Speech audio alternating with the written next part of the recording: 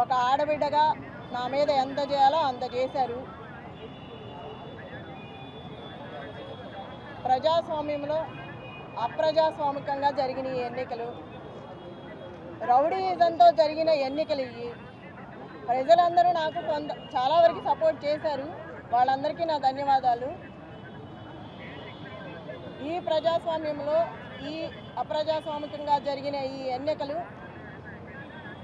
దాని గురించి మనం అనుకోవాల్సిన అవసరం లేదు. మొన్న జరిగిన 11వ తారీఖు అందరూ చూశారు. ప్రతి ఒక్కళ్ళు ఏం జరిగిందో అందరికీ తెలిసి చెప్పాల్సిన అవసరం లేదు. రిగ్గింగ్లు, రౌడీయిజాలు అదే పైకి వచ్చింది, అదే గెలిచింది. అది ఒక మహిళ మీద. అది ఎంతవరకు న్యాయమో మీరే ఆలోచించాలి. ప్రజలు కూడా ఆలోచించుకోవాలి. అంత భయపెట్టి భయాందోళనకు గురి చేసినా కూడా ఒక్కొక్కరు భయపడతారు, ఒక్కొక్కళ్ళు ధైర్యంగా ఉన్నారు. వాళ్ళని కూడా మనం అనే పని లేదు. వాళ్ళ ఇబ్బందులు వాళ్ళకు ఉంటాయి, వాళ్ళ సమస్యలు వాళ్ళకు ఉంటాయి.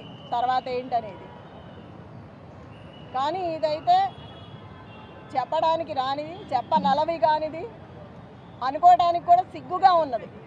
ఇది ఒక మహిళ మీద ఇలా చేయడం, ఎంతమంది వచ్చి ఇంత చేయాల్సిన అవసరం లేదు.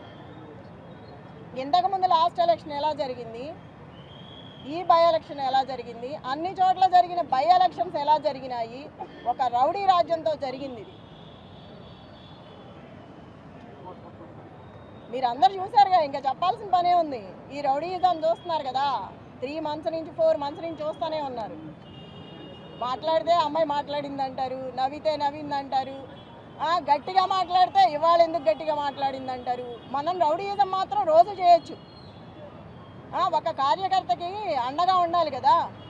మరి అందరి కార్యకర్తలకి భయపెట్టిన వాళ్ళ దగ్గరికి వెళ్ళి ధైర్యం చెప్పి అండగా నిలబడి కార్యకర్తల కోసం మాట్లాడిన దాన్ని కూడా తప్పుగా తీసుకున్నారు. దాన్ని కూడా భూతద్దంలో చూపించారు. ఒక మహిళని ఇలా చేయడం ఫస్ట్ టైం మీరే చూస్తున్నారుగా. ఒక మహిళ మీద ఇలా చేయటం, దీన్ని గెలుపనరు.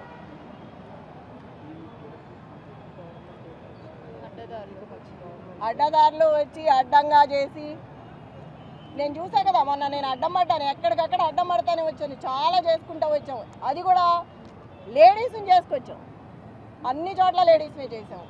అంత ధైర్యంగా నిలబడి షేక్పేట లలిత గారు, యూసఫ్ కూడా బోర్బండ మొత్తం నేను.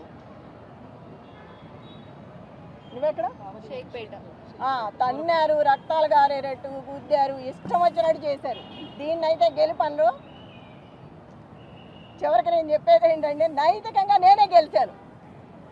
నా భర్తకు వచ్చింది ఇప్పుడు అక్కడ. ఏది ఎంఐఎం 4-5 పార్టీలు నిలబడితేనే నా భర్తకి 16,000 చిల్లర వచ్చింది. ఏ పార్టీ లేకుండా మేమిద్దరమే ఉన్నప్పుడు అది వచ్చిందంటే రౌడీయిజంతో వచ్చింది. అది స్వతహాగా తెచ్చుకున్నది కాదు. నైతికంగా నేనే గెలిచాను. రౌడీయిజం గెలిచింది అనేది నాకు సంబంధం లేదు.